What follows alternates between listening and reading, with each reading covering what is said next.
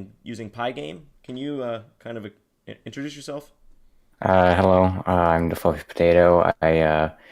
I'm mostly known for my works with Pygame. I've made two games, both of which, well, I've sold two games, both of which are on Steam. Um, yeah, my YouTube channel's half tutorials, okay, not half tutorials, like one third tutorials, one third devlogs, and one third other random stuff. Uh, and that's where I get the majority of my following from. But Yes. yeah, I've been in game dev for 7 years with Python. Wow, that's a long time, dude. And you're not like a 40-year-old man. You're pretty young, so that's Yeah, pretty 19. early. You got started. That's Yeah, I started at 12 out of boredom because my parents put a 30-minute time limit on how long I could play video games per day. So I figured if I could make my own games, uh, that wouldn't apply. that's pretty cool. So she didn't did she ever end up enforcing it on your own games, or no? She was just like, wow, it's so cool. Well, they almost enforced it on just programming in general because I thought I was spending too much time on the computer with programming even. Um, it wasn't because I was making games, it was just because I was spending a lot of time programming. Um, Although even then it wasn't that much. It was a couple hours a day at most, but they weren't a fan of that at first. No, I've been there too. When I was a kid, I wasn't programming. I wasn't doing anything like really useful. I was just playing games, but I would play games for. I think this is just the new age of people. We played games for 10 hours a day when we were teenagers instead of going outside. And I don't know what else they want us to do, but Well, I wasn't allowed to do that until I was like, I don't know, 16, 17, so just a couple years ago. oh wow. And so, Uh, how did you like get started programming? Was YouTube around when you started? uh, well, I mean, it was around. I, funny story, I chose Python because it was the only programming language I knew, that I had heard of. And I had heard of it because it's just my brother randomly passively mentioned it, and it's just the only one I knew. So when I wanted to learn to program, I just Googled Python, downloaded the interpreter, and then I looked up some tutorials. I don't think there were very many YouTube tutorials. I ended up using the ebook Inventing Games with Python. And after that, like for Pygame, I actually didn't use that tutorial I was using originally because it covered Pygame, but I stopped after it got to that point. So for Pygame, I learned it from looking at other people's code, and then I also learned it from uh, what was it? Documentation. But it was a Uh, very slow process because I didn't really know what I was doing. no, definitely. But I feel like that's the way to learn best. Honestly, is just like you might struggle the most, but that's when stuff really sticks. It's pretty cool that you did that like so young. I wish. I mean, I can only wish, but I wish I got started with that with programming earlier. When I was a kid, I was just under that mentality where I'm like, I'll never learn it. It's too hard for me. But coming back as an adult, programming is pretty straightforward and just logical thinking. If you can solve like a logic puzzle, it seems like you could do it. You could do anything programming. I mean, basic fundamentals. Yeah. So, but the Pygame library has been around for 7 years. Did it? Do you No, know? it's been around for 20 years. Oh wow, I didn't even know Python was that old. That's crazy. Yeah, it's an old library, and it's got the nasty reputation just because it's used in educational purpose. Well, for educational purposes so often. Uh, it's really just a wrapper for SDL, and Pygame 2 is a wrapper for SDL 2. So it's not that slow because of Python. It's just slow because of it uses it renders using the CPU. Oh So wow. a lot of So people think it's slow, and it's really not that slow. You can't. The one thing that does cause issues is multiple really high resolution images. But if you're doing pixel art stuff like I do, it's not really an issue. it doesn't even support any 3D. Uh, I mean, I've made some 3D stuff from the ground up, drawing lines and whatnot, but not natively. No. I'm not in. Uh, with Pygame 2, since it's using SDL2, it's using a lot more of the functionality that comes with SDL2, including there's like multiple ways to render stuff in SDL, I think. And the second one uses a GPU more than the CPU, which is being implemented with Pygame 2. But the documentation isn't there for that yet, even though the functionality is. So you would have to hack your way through it, kind of testing whatever you can, or yeah, I've messed around with it a bit, but it's pretty fast. What was it, 90,000 sprites or something? I don't remember, but I got some pretty good results with it. That's awesome, dude. So when did you, I guess, complete your first game? Do you mean like just something I think playable or something that I released? No, I don't. I mean, I guess we'll get to release first, but like after you started learning, by what point did you like complete your own first game, not just like a tutorial or not just following the lead? Well, I mean, the very first thing I made that I would even call a game was not like like I said, I wasn't really following tutorials. Right. I don't remember what exactly I was doing. I think I was, like I said, mostly looking at people's code. And so like the first thing I made was my own thing, I think. Yeah. It was okay. I think it was essentially a Gario, except you don't get bigger. Wait, sorry, no, it wasn't that you don't get bigger. It's that you don't like there's not multiple people. You just eat a bunch of small dots. And that was in 2013, so before Gario existed, I think. So you invented those games where you just eat and grow. That's pretty. Those are fun games. But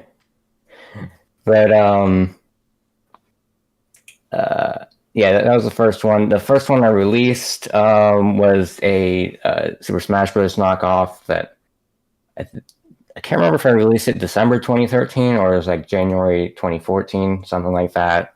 But that's not available anymore. People can't get that. I think I might have some files up for some games that I released in 2015, and I think that's about as far back as you can go. Right, I saw on your YouTube you used to have a different name. Is that the reason you got rid of those games, or just separate reasons? It was more so that I just never posted it again, and I don't really care to at this point. I had it on a website. I took down that website to make a new one, and the new one is still up, I think. But that's not my current one either. I've had like 4 websites in the past. yeah, I know. I feel you, dude. But yeah, I just pretty much never put it back on the internet. I might show it for a YouTube video at some point. But the code's messy. When I started, I didn't even really know what lists were, which is funny. Well, I knew what they were. I just didn't understand the use of them. And then I noticed later on, I'm like, oh, wow, that makes sense. So what, you just had like, do a whole lot more. Like groups of variables? What were you saying? You just had a ton of variables just like lined up? Yeah. I still see people doing that. Yeah, I mean, but, it's once I figured out what it was for, it clicked pretty much immediately. Yeah, dude, lists, I feel like the concept of lists, even if you understand what they're for, it takes time to like really recognize when you would use it, as opposed like once you see yourself making 5 or 6 game objects or 5 or 6 anything variables in a row, it's like, all right, maybe I can organize this a little bit better, have some kind of iteration.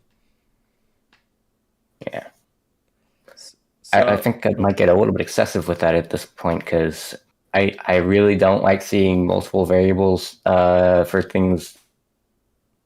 Yeah, I mean, I'm the same way. I'd like to like cramp my code into the smallest space possible, and I feel like sometimes that's actually a detriment. Sorry, my internet's going in and out. I don't. You're okay. I can hear you. Can you still hear something in? Like it went out for like a second and a half. I just saw my connection go to like nothing. Oh, you're good. So what I was saying is sometimes I like to scrunch my code up so small to the point where it's actually like harder for me to read. I know it's kind of like counterproductive, but I think there's a good balance in there somewhere. Yeah. I got into list comprehension with Python like a year ago, I don't know, and I have a tendency to write one-liners using it One for line. fairly complex logic, because I like how it takes up just horizontal space. So I have that one line, I know what it does, and Yeah. it doesn't take up much vertical space. I can scroll past it pretty easily, but Yeah. it's hard for other people to read. No, I'm sure, and it's just like, especially if it's some kind of complicated line, but it's much better. I feel like just not my finger is thanking me for not having to scroll down like 80 lines, and you could just like put it in like 5 lines. It's so much better. Yeah. I mean, that's part of the reason I also use Python over other languages. Oh, it's like the It's automation just of so it. much less code, Yeah. especially with the way it handles lists and dictionaries. Um, and it's got things like the negative indexing, which is super useful. So you don't have to go like use the length of the list every time. You can just type in a negative. And then there's all the splicing stuff, which is super nice. You don't really, well, it exists in other languages, but the syntax is usually it's a function or something Yeah. of the list. Like that's what they do for JavaScript, I think. Unless there's something I'm unaware of that already does that. And C sharp But I has think like there's a splice method. a link library where yeah, it's like a bunch of functions that you have to like remember and then remember like what to put in there as like the parameters as well. It's like it is much more complicated, but I feel like Python is easy for you because you've learned it so much. I mean, yeah, it is pretty straightforward as like everything Yeah. is the naming conventions that they use are not like ridiculous like MBS or whatever, some baloney, dude. Well, actually, funny enough, when I started, I don't know why, but I was concerned the print function might use a printer. Okay, It that's didn't want to print. don't print anything naughty in the print line, dude. No. But um, and then I figured out what it actually did. yeah, just very very simple. So have you ever so you use Pygame a lot, but have you ever used I saw you use Godot on your YouTube. Is that Yeah, I've used Godot. I've tried Unity. I've tried Unreal. Although I've used far more Godot than anything else, and then I've used far more Unity than Unreal. But yeah, I've tried all three. and so what was your goal? I mean, besides just like learning something new, where did you have a specific project in mind? Well, for the Godot stuff, I had actually messed around with it a little bit in the past, and then I decided to participate in the game jam with it to force myself to learn it in a reasonable amount of time. And I actually have that whole thing. Well, it's in a time lapse, so you can actually watch me clicking through documentation and stuff and learning about how Godot works. Right, the Um, 48-hour video, but it's like it is yeah, fast, but still, I can't imagine my hard drive would be so full by the end of that, dude. uh, I think was it like I have some screenshots in my Discord of how big. Actually, no, I think I might have put it on Twitter as well. I have like some screenshots of how big it was. I think it was like 10 gigabytes or something. I don't know. Oh, that's not that Tens of bad. thousands of screenshots. That's not But that yeah, the bad. software I use takes screenshots over time instead of making one recording. It makes it easier to process. I just throw it together into a MP4 using FFmpeg. Yeah, so you're all Python all the time. See, I would, I what happened? Like, I was using Blender, and then one way to export it is through a bunch of like screenshots like that, and I was looking at how to do that, and I didn't want to do it in Adobe Premiere, just dragging there must be a simpler way. So then I looked it up, and yeah, FFmpeg is literally instant. It's amazing. Oh man, I feel like Yeah. Python is a godsend. It's amazing. Well, but Python doesn't have much to do with FFmpeg, although people use FFmpeg with Python. Like they'll script FFmpeg with Python, but Yeah, that's it's where its I own found a thing. YouTube tutorial. I didn't know there was like an actual like a program called FFmpeg. I thought it was just like a library inside of Python. There might be a library. There probably is. I have the executable where you send it commands and stuff, and I have Okay. scripted it with Python, but yeah, I haven't used a library with Python. But yeah, there might be a library for that, and there probably is actually. So Uh, yeah, no, sorry. I was just gonna keep going, but you have something. I was wondering like, do you where do you sell your games on itch or? uh, so itch.io at least was my preference. you can set your own cut, and then they send the money to PayPal and whatnot. And then there's Steam, and I'm under an NDA, so I'm technically not allowed to say what the cut is, Right. but you can Google it, and it's not great. A lot of developers state what the cut is, and you're really not supposed to do that.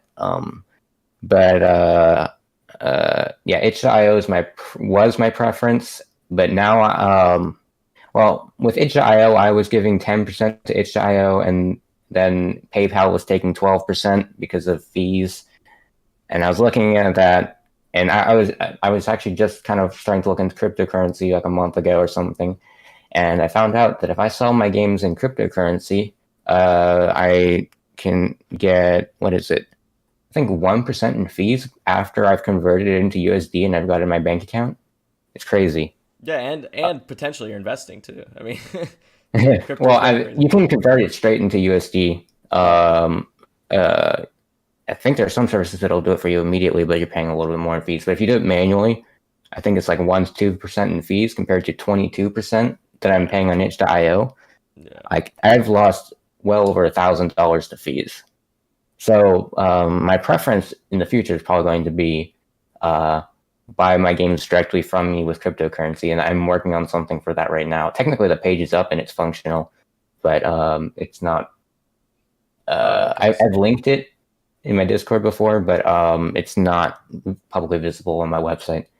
So you like host it on your own website and then just kind of handle people click a link, they send money to a wallet address, and then I send the key to the email they provided. It's pretty simple. Yeah, that's pretty cool. That's basically just cutting out the middleman there, especially if you're the one doing all the advertising for yourself.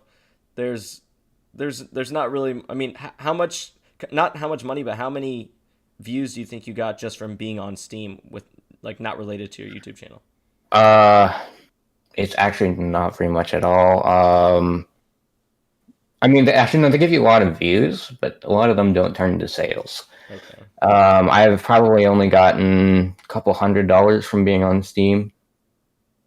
So yeah. Well, from Steam's promotion. Right. And then there's the people that were interested in my stuff and didn't want to buy it unless it was on Steam, which is probably maybe another 100 or so.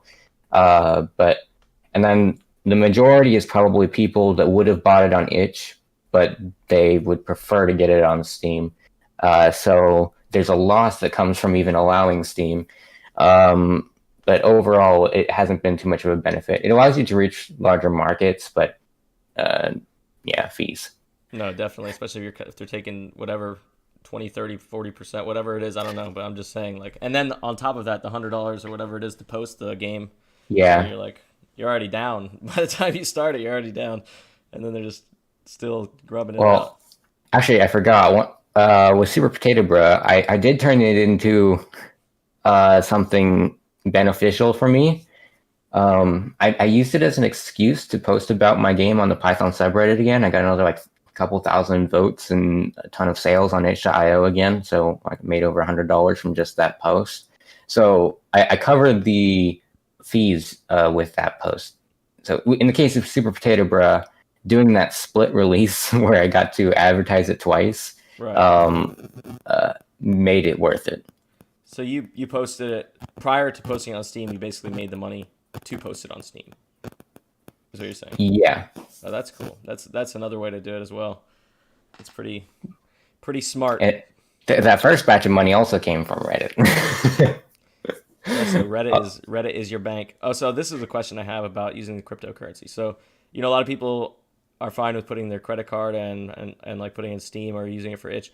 Can they do like a credit card transaction with the Bitcoin, like whatever it is? I mean, they would have to buy the cryptocurrency themselves, which is the downside, is that it's only really available for people that already have it, or it's kind of tedious for people to get into it. They have to learn some stuff. They have to, well, it depends on what they're using, but generally, yeah, they got to create their wallet. They got to set up their marketplace account, which if you're in the US, the only ones that are legal require you to give a lot of information. Yeah. So like your name, your address, and whatnot. Like a picture of your ID sometimes. It's like, because the government wants to track when you buy cryptocurrency. Yeah, I mean, I understand why. It's like they're kind of lost with their pants down. At least a couple years ago when they couldn't figure out what was going on. Oh, actually, I think what is it? The FBI has a bounty on anyone that can figure out how to track transactions through Monero, which people use to hide transactions. That's the whole point of that cryptocurrency, is that it hides things. Right. And people doing illegal stuff typically use Monero. Oh wow. But Yeah, they I got actually like a heard 600. I heard about Monero. I think it was like from probably some ad on like some kind of thing on Facebook, maybe a Vice article or something. But yeah, they're saying that the FBI literally will pay you if you could figure out how to trace people's Yeah, transactions. it's like 600,000, I think. That's crazy. You getting to work on that, dude? No. If they did it properly, it shouldn't be traceable, and cryptography should be a one-way thing. Yeah, I think I don't know much about it. I was a cryptologic linguist in the army, but it has nothing to do with cryptography and encrypting like information, more like languages. I don't know. It was a misnomer, dude. Yeah. So I mean I don't really have a lot of experience with like cryptocurrency that much, but it's pretty cool. Oh yeah, go ahead. Sorry. Go ahead. I've had my eyes on it for years. I think I wanted to buy $50 of Bitcoin in, I think, before 2017. But I didn't. At that point, I didn't want to go through the effort. And then, what was it? March this year, right after it crashed, I wanted to buy some like $50 of Bitcoin again. And I started looking at it, and I didn't want to give the marketplace my information. So I missed out on, what was it, 5-6x? I don't know. Yeah, I mean the thing about there's like Robinhood as well, which you're not owning the You actual don't own Bitcoin. it. Yeah, you don't own the Bitcoin, but you just basically you get the cash from it. If like Well, you still got to sign up with your ID and whatnot. Oh well, yeah, I mean I did that a while back. I don't know if it's still the same thing, but yeah, you don't own the crypto, but you still get the gains. So Yeah, well, also I don't think there are any fees on that. So if you don't like fees, there's that. But you only do that if you're not interested in owning your crypto, which I want to own it. Yeah, if you want to spend the crypto, if you want to spend it and not just resell it, then yeah, that would be the. Yeah. Or just in general to own it, because I mean, Robinhood can do whatever they want whenever they want. They can ban you for whatever reason. What is it? Coinbase. People were storing their money in Coinbase, and there have been tons of people who've been banned from Coinbase and lost thousands of dollars. And what was that? There was like this huge thing that happened with crypto years ago. I don't remember exactly what it was, but everyone started like losing thousands and thousands of dollars through, I think it was Coinbase, maybe it was Ethereum or maybe it was Bitcoin, but something crazy happened. I can't. I'm not aware of that really. It was insane. It was I think maybe I had like $100 of Ethereum or something, but I'm always into these cryptocurrencies like, and then I just can't commit to keeping them. I'm like, oh, this is never gonna go anywhere, and I just end up selling it. Yeah, I've got some money in it, and I'm planning on just leaving it long term because. Yeah. Unless the governments ban it, I'm pretty sure it's going to go up long term, unless I pick the wrong ones. So the ones I picked could go to zero. But yeah, definitely. There's huge potential for long term games. I'm a Dogecoin memer. No, the worthless piece of trash it is. But, lots of inflation. I'm not used to talking this long. You're good, dude. So, do you have any games you're working on right now?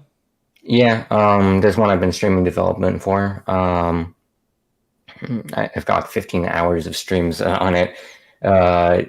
It essentially took the concept of my most recent game, and the idea is to dumb it down a bit so that it's not as extreme with the genre crosses. Because my last game I released, Drawn Down Abyss, is platformer, bullet hell, roguelike. Card game, so like 4 genres. It works, but the first impression is a bit much for people, and you can tell that from the reviews. People are kind of surprised that it works, but it's also very weird. Yeah, I'm sure there's like a big entry barrier. And do you have a tutorial level that kind of teaches everyone everything? Hold on, sorry, my computer went to sleep. A tutorial so for the game I released. Yeah, the one that's complicated. I think there's a tutorial built in when you play the game for the first time. I don't remember what triggers it. I think there are some other things that can trigger the tutorial. I don't remember what it is because I was just playing it a couple days ago, and then noticed the tutorial popped up. I don't remember. Yeah, I have no clue what the conditions are for showing the tutorial, but basically, when you're playing the game, it'll like tell you a couple of things first time you play it or something like that. It always happens the first time you play it, at least. It'll tell you like collect the cards and it tells you some other stuff, and I don't even remember. I think it tells you what the buttons are and stuff like that.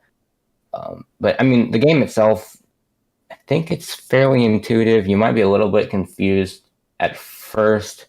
I think I didn't handhold enough because what in the game the objective is to just survive for a certain amount of time, and then you can go down to the next floor when the floor opens up, and you can just drop down.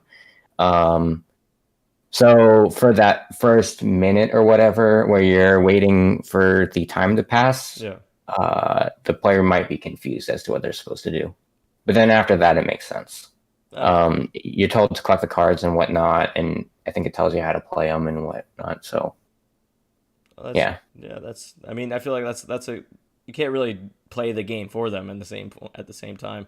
So I mean, I think it was just a mistake to assume that they would not be confused during. Well, actually, no. I think I knew they would be confused during that first minute. I just didn't think it would be a very big deal. But now that I'm looking back on it, it's not a good idea to have that first experience, like to have the player very confused for that first experience, even if it's going to resolve itself in a minute. Right. I mean, it only takes 30 seconds to close the game. I mean, they could do it in 1 second, but just hit escape. Yeah, exactly. So, what was I gonna say? I was gonna say something about. Dang, I just lost my train of thought right there. But I do that a lot. Yeah, me too. It's like I have the biggest thought in the world. Oh yeah. So how often do you go back and update your games on Steam? Frequently? Okay, I updated Super Potato Bro with a new world. I was considering updating Drawn Down Abyss, but I decided not to because there wasn't enough interest, and I wanted to work on other stuff. But generally, I think if there's interest, or if I'm just interested in the project, I'll update it. That's what happened with Lollipop Ninja, which was it's not on Steam. It was one of my Game Jam games. I updated it because I thought it was cool. People were also speedrunning it, so yeah. No, that's cool. So, oh man, it happened again. All right. I'm like, I was just so into what you were saying. I couldn't keep up, but so Lollipop. So like when you go back and you update it, do you fix glitches or do you like literally just add DLC? Generally, there's not really glitches to fix. I fairly extensively playtest my games for fun, and I catch most things. I think working by yourself on something severely reduces the amount of bugs that pop up. Because when you're working with other people, someone might change something that breaks something else, and they're unaware of it. Whereas when I'm working on something by myself, I know how everything's connected, and when I change something, I know what it affects, so I can know what to test. And also, since I made the entire thing, I have a good sense of what I can do to very quickly test the game, just to test the basic functionality. And so when you start a game with Pygame, like I guess would you say in the console, or I don't know how it starts? Is it an engine? Would you consider it an engine or just a library? No, it's very much a graphics library. Well, they've got other stuff. So they've got something for playing sounds and music. They've got the basic interface stuff, so you can press keys and whatnot. But other than that, it's pretty much show this image at this location, or resize this image, rotate this image, stuff like that. So there's not a whole lot of higher level stuff. So they don't give you physics. They don't. They actually do give you entity management, I think, to some extent, but I don't use it. So I don't know what extent that goes to. Right. I've never used it. Which is funny because I make all these tutorials and I haven't even used that part of the library. And actually, I think most tutorials do use it. I just don't. Well, if you ever want to make a tutorial on it, that'd be a good time to learn it. I feel like when I make tutorials on making games and everything, that's like when I'm really cementing the knowledge into my brain. So like maybe I've practiced a couple times, but as soon as I make a tutorial, like it's stuff that I really don't forget after that. So if you ever want to learn it, I mean, that's kind of how it goes with some of okay, the tutorials I make. It's not really about Pygame. It's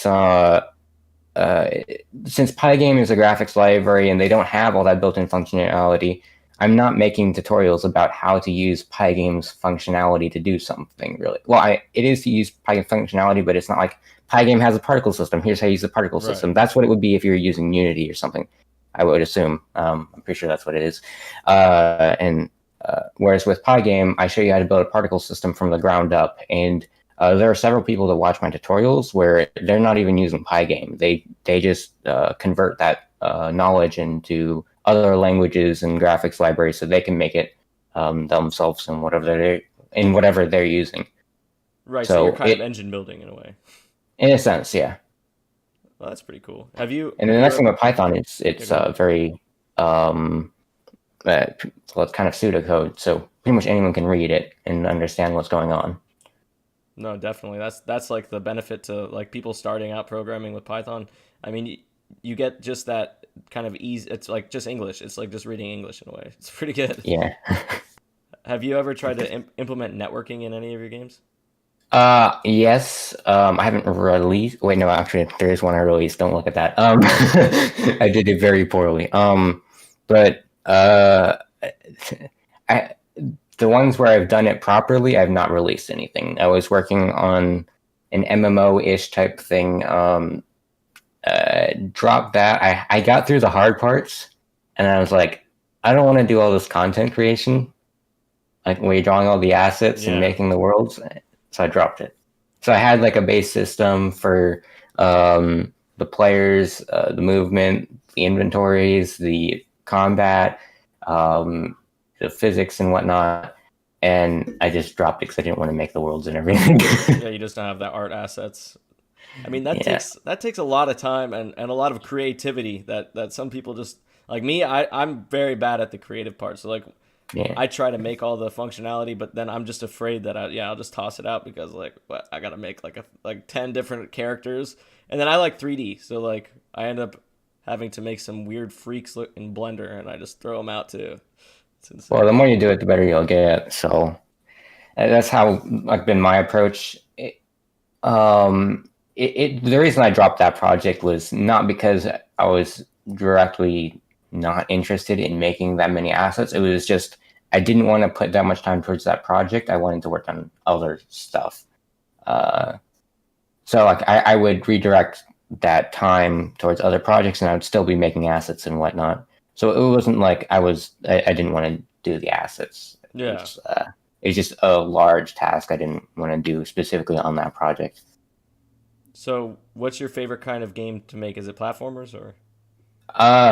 I'm known for making platformers, but I think it's fair to say that my preference is actually bullet hells. Okay, not traditional bullet hells. It would be bullet hell lights, I would assume. I don't know if that's even a term, but essentially things with lots of projectiles. So the nice thing about projectiles is you get a lot of scalable difficulty, and you don't have to put in hardly any work into assets and whatnot. So it makes the game a lot more entertaining for very little effort. No, that's cool. That's pretty nice, dude. So with collisions, this is what I have a question about. Is because like, how do you program like collisions in something like Pygame? Well, actually, I have tutorials on this, but the basic idea is well, obviously I have to do it from the ground up, but you take the position of your tile or all the tiles you want to collide with, and your entity that you're moving, and you also want to know how much you're moving it and whatnot, and you essentially just consider one axis at a time. You'll move on the x-axis and the y-axis, and you know if you hit a tile and you're moving on the x-axis, you can tell which part of the tile the player should be moved to for the collision. So if you go inside a tile, approaching, going right because you're going plus X or something, you know, to set the right side of the player to the left side of the tile. Whereas if you do both at once, you don't know where to put the player. But that applies for 3-dimensional physics as well. So I can easily update to 3 dimensions, 4 dimensions, 5 dimensions. So yeah. Yeah, that's pretty cool. So that's kind of complicated. So do you say you? So you basically have to cache the position of and the width and the kind of the position and dimensions of every object that you kind of spawn or pick like. Well, yeah, you gotta anything you want to do collisions with. Yeah, you gotta know the size and position, and yeah, you have to manage all that stuff yourself. That sounds like so much work. That's crazy. I feel like my Well, brain wouldn't function. I prefer working on that level because my brain doesn't function well when I have to deal with all the abstraction that comes with engines. Yeah, I can see that as well. There's when I use Godot, I kind of hacked around their built-in systems and made my own thing in Godot, which not ideal, but I didn't have a whole lot of time, so Yeah. I rushed it and made my own. I made my own, what was it, tile system and I made my own tile system and map system within Godot instead of using their own because I couldn't get it to do what I wanted it to do. Yeah, I didn't want to spend more time on trying to figure out how to get it to do what I wanted to do. that is a problem sometimes. Is you find like you have some kind of a good idea, and it's great that you can actually figure out a way to get around it. Because a lot of people they get stuck, and then they just like if there's not a tutorial for it, what do they just move on? And I think the better way to do it is literally just to problem solve. And what I find myself doing is if I can't get something working, I have to sit there until I get it to do what I want, or it's way too late at night and I have to go to sleep. Like there's only two options there. Yeah. So sometimes there are those days where I try to get something to do what I want, and not. I actually typically don't have that issue with Pygame too much anymore. It's usually like learning something, and I think this has been the case with Unity. Like years ago, I tried to do something, get it to do what I want, and I was doing some stuff with OpenGL, and I hate that feeling when I go to bed and I didn't get it to do what I wanted it to do. It's like that just nags at you. Yeah. So And it essentially ruins your day. no, definitely. Like I have nightmares about. No, I don't. But I mean, basically, it's pretty bad. I don't want to go to sleep at that points like that. And if I have something to do in the morning, it's really affects that. So Yeah. do you have I guess goals beyond like I guess game dev goals beyond like indie developing, or you really enjoy just doing your own thing? I'm not really interested in working for a game dev company because they don't treat their employees well. I also just in general don't like sharing the creative process with other people. I prefer to have complete control over my games. So I'm kind of stuck being indie. I do take freelancing jobs, like small in the scope of who's making it. But yeah, small freelancing jobs for game development where I do have a decent amount of creative control. But in terms of long-term game development and what I want to do, I don't think I would accept anything other than solo. Or maybe I could run into someone where I really like their work or something, and it would probably be a music producer or something like that. Yeah. And I might work with them or something like that. But I'm working on learning that myself right now, so if I get happy with that, I don't see any reason to ever really work with people on games. Right. If you're good at basically if you can make the art, if you can make the music, you can make the sound. Yeah, that's my goal. What do you need? What do you need other people for? I mean, music. The thing about music is that it's pretty cheap to pay someone to do it, whereas the art, you're spending tons of money because there's so much time that goes into that. And these artists go for, if they're decent, usually they'll go for $15 an hour or more, and I don't want to pay that. And that's why I started learning right off the bat how to draw. And I actually have not had very much progress, in my opinion, over the last 7 years. But I'm still happy I've made progress, and I'm happy with the progress I've made. But I feel like I could be better. No, yeah, and there's always room to improve, but I'm sure if you look back at what you were doing when you were 13 or 14 and compared to now, I'm sure there's a huge difference in what's happened, dude. Yeah. But overall, in terms of my in my long-term goals, my plan is to work in the computer science industry, and just do game dev and whatever I'm doing right now on the side, and then maybe transition into doing whatever I'm doing right now on the side into that being my full-time job, if it pays enough. I mean, right now I get an average of, I think, I'll get $17 an hour from YouTube. I think an average of 20 to 23 from game dev, and 25-ish from free. No, it's above 25. 25 is the minimum for freelancing, and then take some other jobs that are higher. But so you're pretty well off right now. Like yeah. you want more and more and more. Well, okay, so it's not the numbers themselves that are the issue. The hourly wage is great. The issue is I can't scale that into more hours very easily, and that's why I can't do it full time. Especially freelancing, right? It's kind of come as it Well, I could probably. I'm not sure if I could get those rates if I went onto Upwork or something, but YouTube's not very scalable. Like if I made 10 times more videos, I'm not going to get 10 times more views.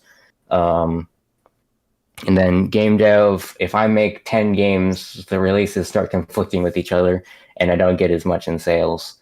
So yeah, there's that concern. So yeah, my long-term goals are to just get into the computer science industry. Well, I'm already in it, but do that and then do what I'm doing now and hopefully ease over. So what kind of stuff are you planning to do, like in computer, like AI or? Okay, so since you can learn pretty much anything yourself, I'm going to the stuff I'm focusing on at university is robotics, since that's expensive to get into yourself. That's cool. But I'm already in aerospace, like the space part of aerospace. But I like that industry so far. I might stay in it. Who knows? I might jump over. I also do like web development. I don't care too much when I'm in. I think there's some areas that I don't want to be in, but generally I have a good time whatever I'm working on. No, yeah, robotics is actually a really good choice because it's expensive. It is expensive. Like you can write the program, but if you don't have the machinery I mean, so I was thinking about making a robot, and literally what it would take is I would have to figure out how to work with metal, dude. Like what grind like metal down to like little perfect shapes and have the perfect size holes. And I'm sure there's YouTube tutorials, but I don't think I have the tools for that. Yeah, equipment's very expensive. But I haven't even started on it yet. It's just my university requires that we take a certain amount of higher level computer science courses, and they're usually under specific fields. And yeah, so I haven't even gotten to those classes yet. But yeah, I'm planning on doing them in robotics. Yeah, that's a good choice, dude. Have you had any interest in making like I guess a 3D game? Well, yeah, I really like VR. I play it pretty much, well, not quite every day, but multiple times a week. I've racked up well over 1,000 hours at this point in VR. I bought it in the end of 2018, and yeah, racked up over 1,000 hours. And I kind of want to make my own games for VR. I haven't really gotten around to it yet, but my plan is to use Godot. That's why I learned it for that game jam, is I wanted to get a bit used to it, and then I'm gonna use it to make VR games at some point in the future. But so I'm not really interested in just raw 3D. If I do 3D, I'm doing VR. No, that's really cool. I just got the Oculus Quest 2 or whatever that is. 2? Yeah, you gotta have a Facebook account for that. Yeah, I do. I've had one since I was there when I was like, Facebook's never gonna be anything. I just got a MySpace account, guys. Come on. All of a sudden, everyone's moving to Facebook, dude. I'm always chasing. I had to get it. But yeah, they're spying on me. I know they're in my phone when I'm not even on Facebook. They're listening to what I want. They know when you poop. Exactly. It's so nerve wracking. But yeah, I saw your VR channel where you play Beat Saber. Is that how Beat Saber like looks, or is that like mods that you've added to it? I have, okay. I think the only mod that you can really, there's 2 mods that are very noticeable on that channel. There's one where I've got custom sabers, And funny enough, they're skis, but I like the shape of them, so I use They them. look like And cool people, swords. I didn't even notice that they were skis. I was like, um, and then the other mod I've got is just actually no, I forgot. Custom songs don't require a mod, so never. It used to be that you need a mod for custom songs, but nowadays you don't. Although I do have a mod for downloading them, but even then I don't have to use that because I created my own tool that gets them for me. So that's not even a mod itself. It's an external application. But yeah, it is kind of what Beat Saber looks like. That's not how people normally play it. Normally people play the maps that come with the game. But yeah, oh, that's cool. So you is what VR headset do you use? I've got an original Oculus Rift CV1. So the one that was it 2016, 2017. I got it for 350. For a little bit, what was it? Was it Christmas this year or Christmas last year? I don't even remember. It was going for like $900 on Amazon used. Oh So I wow, could so have sold it it's and gotten a $600 gain because the demand was so high for this thing. The controllers are built extremely well, and I still think they're the best controllers in the industry. Because like the index controllers for the Valve, well, they're the Knuckles controllers, I think. The controllers for the Valve Index, they're big, they're clunky, they break a lot. Like the joysticks will break. And then all of the other ones they use what is it built?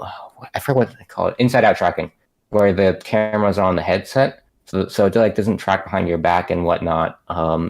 So it also just in general doesn't track as well since all the cameras are kind of coming from one point. Um, the original Oculus Rift has sensor-based tracking where you place sensors around the room, and it's significantly better. oh So wow. the controllers are sturdy. They're people that have severely trashed it up, like throwing it against walls and whatnot, and works perfectly fine. And the tracking's very good. The shape's very good. The shape is the main reason I don't want to get the Valve Index. Um, but yeah, overall, very good controllers. The headset's pretty decent as well, at least for the time. The resolution's pretty trash nowadays, but considering I played Beat Saber, it's still my preference. I'm hoping to get. Well, I'm hoping something comes out that has good controllers and good tracking, but also updated display. But it's not really an option right now, So so I'm stuck with what I've got. yeah, and you don't like it. I've never. I feel like maybe I've used a HTC Vive or something in like the mall, but I've never really used one of those headsets that keep you wired in and stuff like that. Is that an issue when it comes to stuff like? Wait, the Vive actually they do have some sort of module or something to do it wirelessly, but the Vive by default is wired. Uh, but it doesn't bother me. I think it bothers other people more than it bothers me. I just feel a cable on my back. It's not a huge deal. I don't really trip over it or anything. Yeah. The main issue is just that the cable that comes with the headset is a bit short, and I have to stand pretty close to my computer. But yeah, generally it's not too much of an issue. I stand in the same place usually. I pretty much only crouch and maybe turn. I don't even turn all the way around to use snap turn in most games. Yeah. Hmm. So yeah, man. It's been an awesome conversation. It was nice to meet you, dude. That's good. Yeah. Do you have anything that you want to promote right now? Any games or anything? Well, I haven't actually released a game to sell since well 2019, I think it was that I was Drawn Down Abyss. It was the October, I think, or was it September? I don't remember. Um, but I'm not super happy with the games I'm selling right now since they're kind of outdated. So I don't really Oh, want you're to good. You're good. promote that too much. But yeah, my YouTube channel, if you're interested in that stuff, I do just a lot of game development or computer science related content. Right now it's mostly game development, but I do plan on branching out at some point. But yeah, that's just DaFluffyPotato. You can Google that. It's not hard to find. Yeah, and it's on the screen here too. YouTube.com/thefluffypotato works. It goes to his YouTube. It's in the description below as well. Thank you so much for coming on, man. It's been a It pleasure. was a pleasure being here. Thank you.